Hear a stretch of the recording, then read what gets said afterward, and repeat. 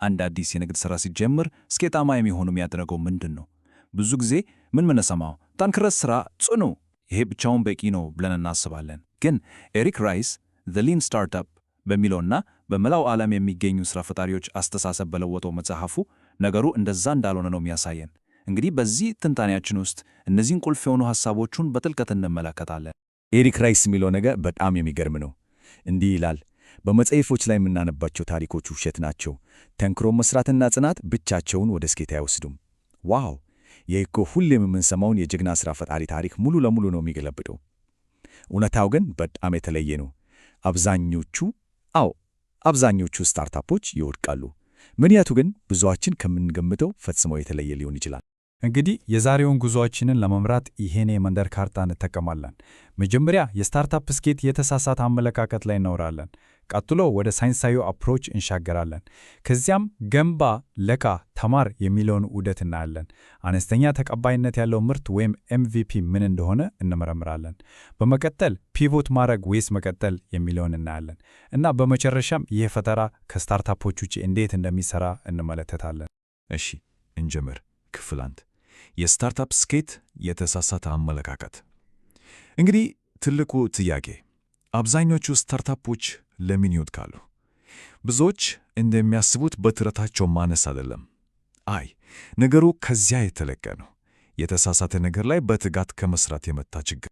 ይህ ደግሞ ውድቀትን ማሳካት ወደሚባል አስገራሚ ግን አሳዛኝ ጽንሰ ሐሳብ ይወስደናል። እስቲ አስሙት፣ አንድ ንግድ የሚወድቀው ጥረት ስለሌለ አይደለም። በፍጹም የሚወድቀው ማንም ሰው ማይፈልገውን ነገር ስለገነባ ነው። እቅድን በትክክል መተግበር፣ በጀትን መጠበቅ፣ በሰዓቱ ማጠናቀቅ፣ ሁሉም ነገር ፐርፌክት ነው። ግን መጨረሻ ላይ ደንበኛ የለም። ይሄ ማለት ምን ማለት ነው? በመሰረቱ ስህተት የነበረ ንቅት በጣም በሚገርም ስኬት መፈጸም ማለት ነው።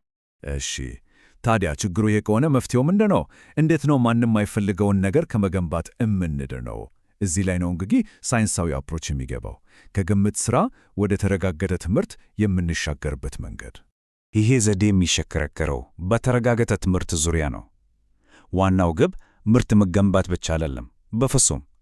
ዋናው ግብ ዘላላቂ የሆነ ንግድ እንዴት መገንባት ይቻላል የሚለው መማር ነው። ያው ለስታርታፕ እውነተኛው የእድገት መለኪያው ይሄ ነው። ዝም ብሎ ሥራ ላይ መጠመድ ሳይሆን ስለ ደንበኞችና ስለ ንግዱ መሠረታዊ እውነታዎችን ማወቅና መማር። ልዩነቱን ስናይ ደብሮ በጣም ግልጽ ነው። የድሮ አካሄድ ያው ረጅም የቢዝነስ ፕላን፣ ለወራት የሚቆይ የምርት ግንባታ፣ መጨረሻ ላይ ሆሊውድ አይነት ትልቅ ምረቃ፣ ትኩረቱም እቅዱን መፈጸም ላይ ብቻ ነው። የሊን አካሄድ ግን ፈጽሞ የተለየ ነው። ትናንሽ መላመቶችን መፈተሽ፣ ፈጣን ሙከራዎችን በኤምቪፒ ማድረግ፣ ከዛም የተረጋገጠ ትምህርት ማግኘት። ትኩረቱ ሙሉ ለሙሉ ከመፈጸም ወደ መማር ተቀይሯል። እሺ አሁን ደግሞ የሊን ስታርታፕ ልብ እና ሞተር ወደ ሆነው ነገር እንምጣ። ገንባ፣ ለካ፣ ተማር ዑደት። ይሄ ነው እንግዲህ ግምቶችን ወደ እውነት የሚለውጠው ሂደት። ያው ሂደቱ ቀላል ነው። አንደኛ ገንባ፣ ሐሳብን ወደ ምርት ወይም ሙከራ መቀየር። ሁለተኛ ለካ፣ ደንበኞች እንዴት ምላሽ እንደሰጡ በመረጃ መሰብሰብ። ሦስተኛ ተማር፣ ባገኘነው ማስረጃ መሠረት አቅጣጫ መቀየር አለብን ወይስ በነበረው መቀጠል ብሎ መወሰን። እና ይሄ ዑደት ዝም ብሎ ይቀጥላል ደግሞ ደጋግሞ። እሺ ይህንን ዑደት በተቻለ ፍጥነት ማሽከርከር ከፈለግን ምን እናድርግ?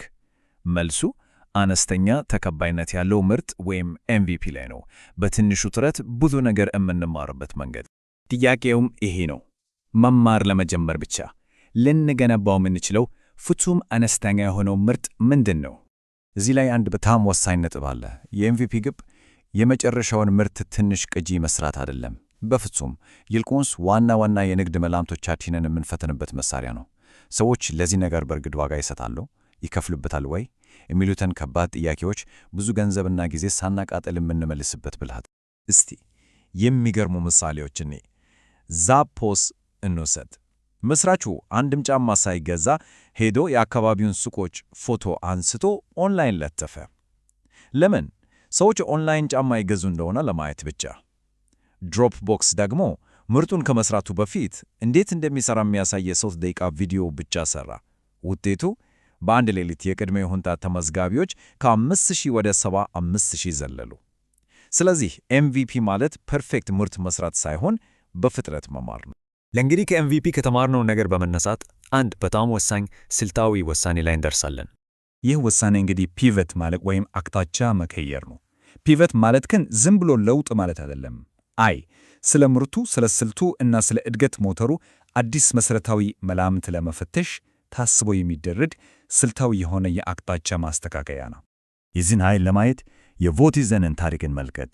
በመጀመሪያው ምርታቸው የምዝገባ መጠን ከ1% በታች ነበር፣ አስቡት። ነገር ግን ወደ 2GGP ቮት ሲያደርጉ የምዝገባ መጠን ወደ 51% ተቆሰ። ደንበኞችን የማቆየት መጠናቸው ከ7% ወደ 28% አደገ። ይሄ ትክክለኛው ፒቮት ምን ያህል ድራማዊ ለውጥ እንደሚያመጣ ያሳያል። ግን ይህንን አስተሳሰብ መቀበል በተለይ ለትላልቅና ለሰለጠኑ ኩባንያዎች ቀላል አይደለም።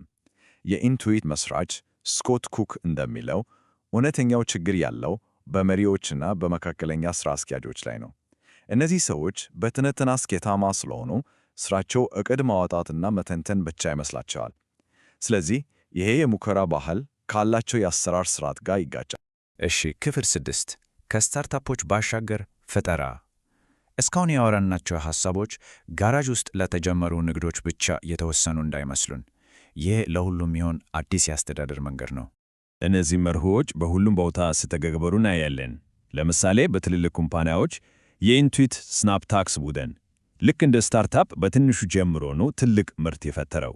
በመንግሥት ሴክተርም ለምሳሌ የሸማቾች የገንዘብ ጠበቃ ቢሮ $50 ሚሊዮን ከማውጣቱ በፊት በትንሽ የስልክ መስመር MVP ሐሳቡን እንዲፈተን ተጠቅሞ ነበር።